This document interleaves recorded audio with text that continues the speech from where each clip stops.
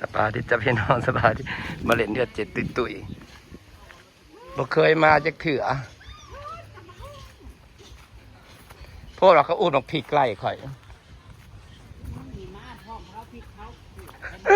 เขาเผาพริกเผาเกลืออะไรโอ้ยมึงอย่าพาคุยเขาเกลือกูร้ายสวัสดีจ้าเป็นข่าว ตั้งพี่น่ะสิตายแล้วอีนุชควันไปทำคนลูกตั้งพี่น่ะสิตายแล้วใจสิขาดมาทางใดจ้ามานี่แหละค่ะสบายดี มาบะหอดกระแต่งผ้าขาวรถบ่สบายดีแม่นายอันนี้แล้วให้แล้วหน้าเบิดแล้วบ่คะ อันนี้คือที่ทำนับบ่เคยมาจากเถื่อเนาะ ตรงนั้น เพื่อนไปก็เพื่อนหลานบ่มาอยู่นี่เลยบ่ตอนนั้นสะดวกตัวมาอยู่ผู้เดียว เจเมนเผาพริกเผาเกลือนะทางนี้ ทั้งนี้ ทั้งนี้ใจสิขาดแล้วได้ยังกินเฮ้ย จักอียังได้ซุปน้ำไม้กับสว่านเดินไปซื้ออยู่เงินปลา ที่นอนจ้า ยังหลับป่ายัง วันที่นอน1,000 ปี มาถึง ซุปหน่อไม้100 วัน ชวนว่านี่นะปิ้งเนี่ยมี2,000 ปีแล้วมาลงมัดเรื่องไว้ตรงนี้อันนี้แหละนั่นลาบปลาแหละ เหตุผลติดเสื้อคือได้ยันหมูกินน้ ให้หมูกินน้ำมาแล้วมัน ญาติมันเสียติ กินคนเดียว เพื่อนพวกนั่งพากันไปซอยอันโคนเขาขึ้นเหล้าจน3-4 ว่า ทุ่ มัน ม คืนยังกินอยู่ ำได้หลายเบย นอน ปีนี้นะก็ มัน ได้ ขึ้นอาบน้ำ2 ชั่วโมงแล้วนอน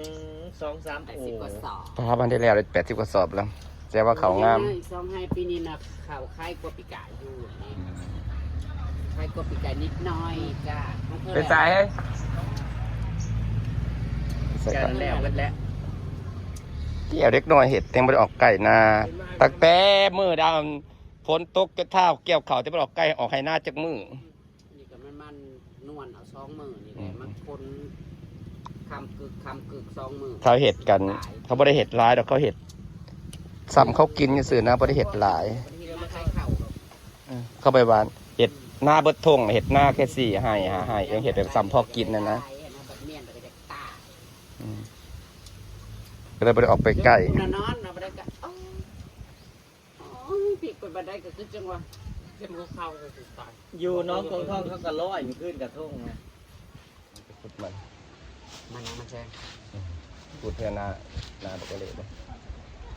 ไปกัน100นะ100โทรมา มาได้จับพี่น้องมา เอาไปเลยแล้วก็ต้อนรับด้วยกล้วยนะคะ วันแรกจะเพื่อเราขวบพริกกันนะ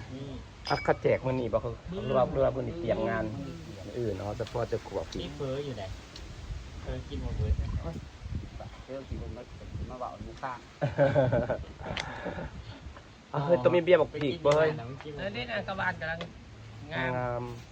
2 ต้นไปปลูก เอาแล้วแหละ โอ้ยปลูกมันต้องต้นขามันใหญ่มามันต้นจะกินได้ พักแพ้วเราค่ะเมเซียวพักแพ้วเราง่ามเรียบไปเสียบเลย ยังบ่มีเวลาเห็ดยังปลูกยังในพักขยะแต่ยังไม่ได้เห็ดยังไม่ได้จางเขาด่าง แล้วก็พร้อมคนเรา ไปเห็นพักไอ้พักไข่แหน่ไข่แหน่ เข้ามาแงะ มากิน เป็นข้าวเนื้ เป็น อ บักห แห้ มาก ง กับบักตำเป็นกระคุย ข้าวกระแห้งข้าวไม้กระแห้ง พักสะเงะไหน เคยเอามาดูข่าว ข้าวไม้กระแห้งนะพวกนี้นะ เขา มันมาอีกแล้วมันมาอีกแล้ว กระลัดปีว่าว ความโอ้ยต้องกวักพริกคือเมนเตย เนาะมันคือบ่ลมไปนั่นน่ะเนาะ ตายเลยแล้วนี่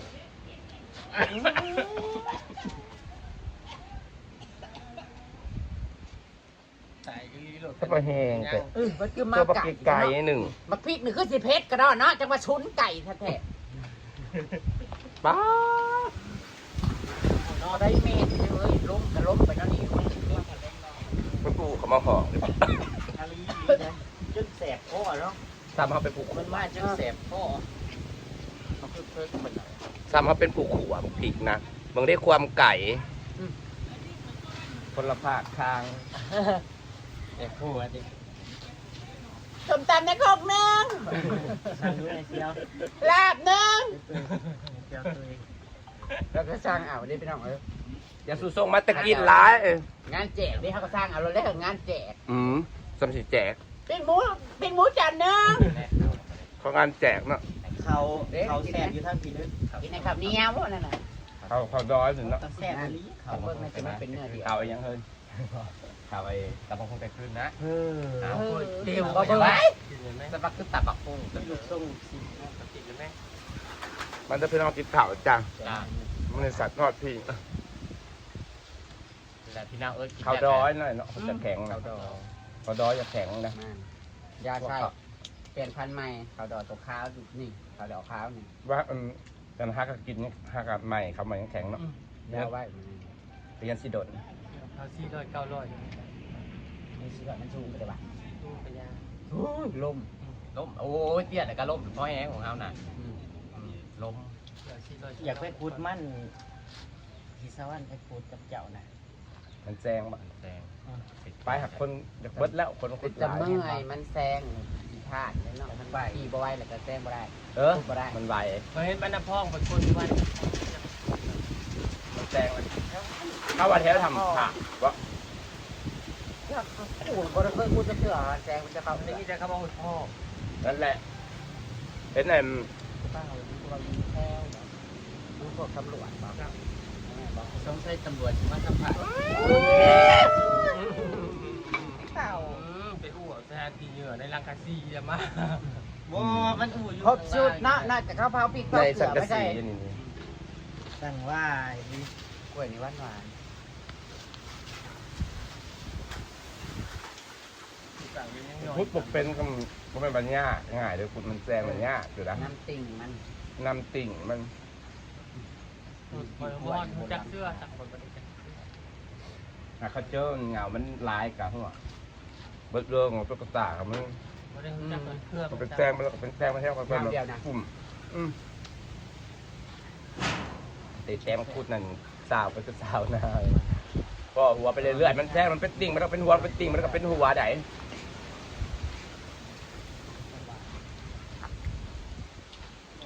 ประเด็นจักเครื่องมันจะเผาได้ เจ้าคนจัก คุณ คน มันมักคุณมันนะครับคุณมักครับบอจักครับมัน เจ้าพี่สิบ่จักไปเสี่ยวเจ้าพี่จังพาหมู่ไปขุด หม้อครับบางคนพูดมันแค่ ตั้งแต่ของจักแต่มันตัวเอาขุดเป็นอันยาวๆน่ะ มันอ่อน ตาอยู่จักอยู่มันจักของจัก กับมันแง่มันอันนั้นพูดว่า มันแง่ จะใบมันเป็นอะไรตัวหัวก่อย คือใบต้นมาคือต้นหมาเดี๋ยวมันแซง เวลาตัดคนมันแง่ มันแหลมคือต้นหมามันแง่ไม่แห้งคุดขักกันวะเนาะ เราเดี๋ยวว่าเปิดไหมครับ อ่ะ ติ้งไปก็รับติ้งมัน เป็นติ่งหรือกันบอกมันแง่ปะ บ่มันแง่มันพูดว่าก่อยนะพูดง่ายมันเลยถามเรื่อง แต่พงนี้คือมันกระไรทำมีมอยสุดยอด ก้อยนี่คันว่าก้อยกะคุดลงไปตื้นเงาเดียวกะ ซ้ำเพิ่นเคยเห็นหำเหิมนั่นเว้านั่น แต่ว่าเดาๆเป็นเนาะ คุดก้อยแล้วมันหวานจุด ประซับสอกติ่งเข้าอยู่ แต่เขาหยอกเพิ่นแห้งเด้ นี่นอกกระเทยเบาเขาเบากระทบกระทืบด้วยกันเขาที่แห่แต่ที่ประสาทเป็นเขาหยอก หยอกแล้วก็หยอกกัน เขาหยอก เขาจะเอาไปเผากับไปเข้าไปเผาหมูเลย เขาขายเจ้าของเลย เขามันหรอก เขาว่าใส่กว่า เขา เขาหยอ สั้ ก นแล้วพ่อกูซื้อตั้งแต่ว่าเขาชิแห่ไปพี่ประสาพุ่นแล้วเขาแห่จะให้มันไก่เป็นไร เขาจะไปเผามูเนาะเขาว่ามาหาพื้นไว้เขากลับไปเผามูเลยเนาะ แล้วเขาว่าใส่ มูเนาะ เขาเอาต่อไปอีกแล้วเขาชิแห่ไปเผาเลยจะพาไปเผาหมูอะไรเอง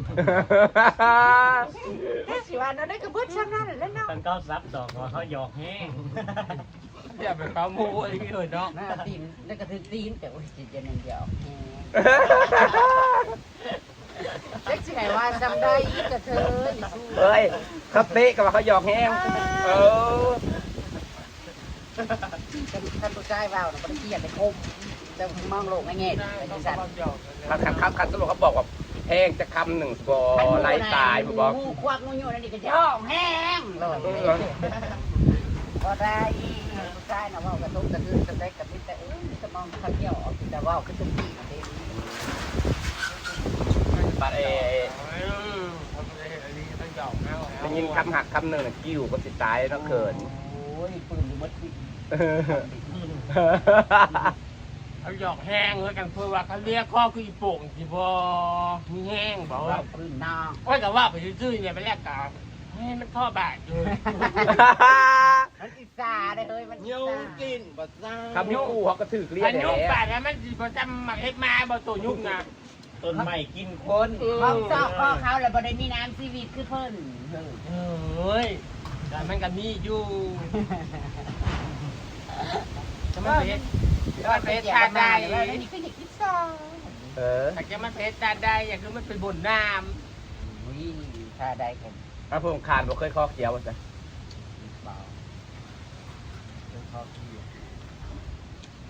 มันจะคุ้มตาเพื่อ อันนี้นะ มันจะคุ้มตาเขียวเข้าไม่ปลามันเด้อไอ้นั่นนะ ำไม่ลูกเก่ากับแน่นนั่นนั่นตรงข้อซอย ว่าไปบ้านน้องไปเอาหน้า ครับน้อง มันลูกเก่ามันตรง เอื้อย ข้อ นะ ซอ แก ย เอื้อยนะอีสานน้อง อิจฉาเลยฮะเนาะ โบแต่เก่ามันมาแถวบ้านกับบ้างนั่นไปแล้วมันกับพ่อกับโซดด้วย บักไปนะ บักไหนเฮ้ย มืดบ้านใช่ป่าวว่าในบ้านเดี๋ยวบ่ได้มีผู้ปอดซะไป ท่านผู้ไฟไปน้ำจ่าละห้ำซอยซื่อแม่นบอกเขาน่ะเขาซอยได้อีน้อง เนาะ มันเพิ่งบอกว่าห้ำซอยยามยาง เออ บูป่าบูเพื่อนเขากับมันเพิ่นแบบเพิ่น เรื่องนี้บอย เขาลอกไว้ด้วยกันอยู่บ้างขึ้นไปได้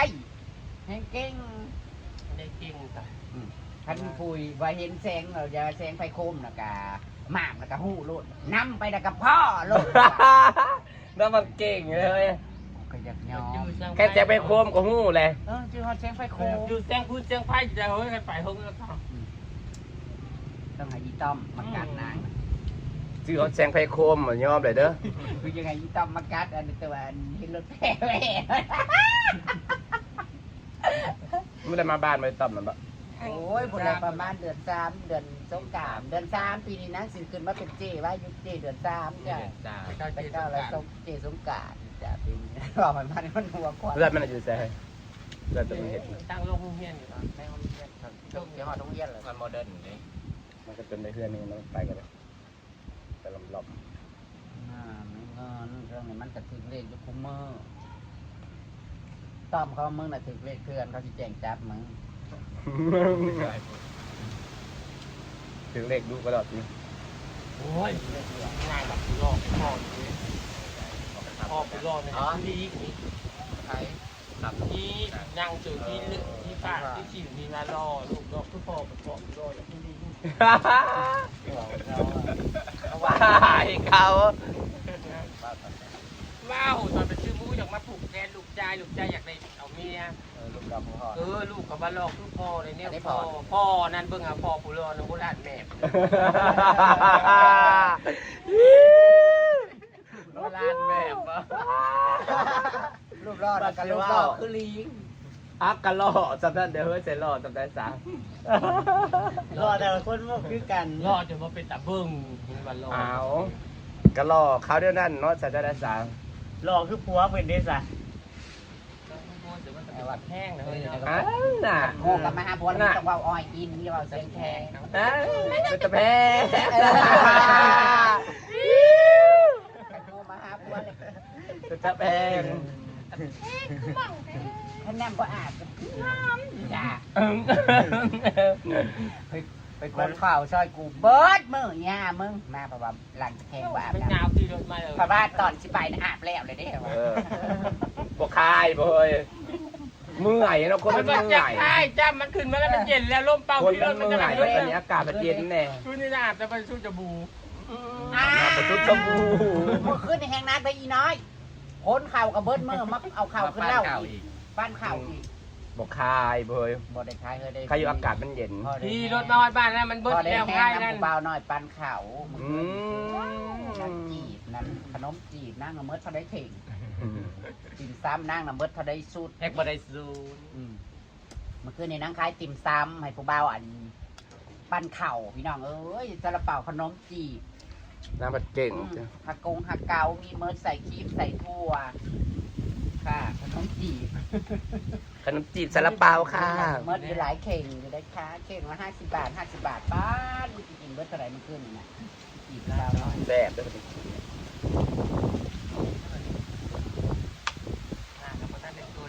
ให้กินข้าวอิ่มแล้ว กีตาร์กันยังย้อนยังที่เดินไม่คงไม่ นอนน่ะนอนบ่ได้ก็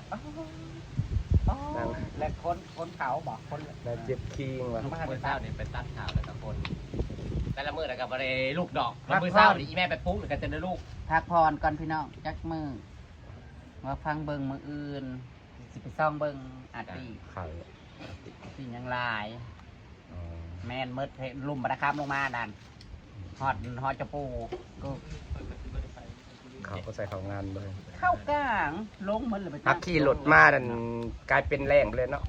ไหว พอได้กระแล่ไปเลยว่าแป๊บเดียวกลายเป็นยำแรงเลย เติร์ดได้มาก ไวว่า เนาะ เนาะ ไม่นั่งจะห้องทุนเลยอันมัดนี่เต็ม อันกันอันที่พูดคือที่เรียนแล้ว ไวว่าเนาะขี่รถแนมไปน่ะเป็นทงหน้าน่ะกลายเป็นยำแรงหมดเลยที่ฟันที่พูดง่ายกดกุ้มหมดเลย มาลองเพิ่มบรรคาห่างกันย่างแต่ขังทั้งอัน ไว โบราณ เจ้าแล้ว ตกแรงเลยพี่น้องเอ้ยเลาะแบบนี้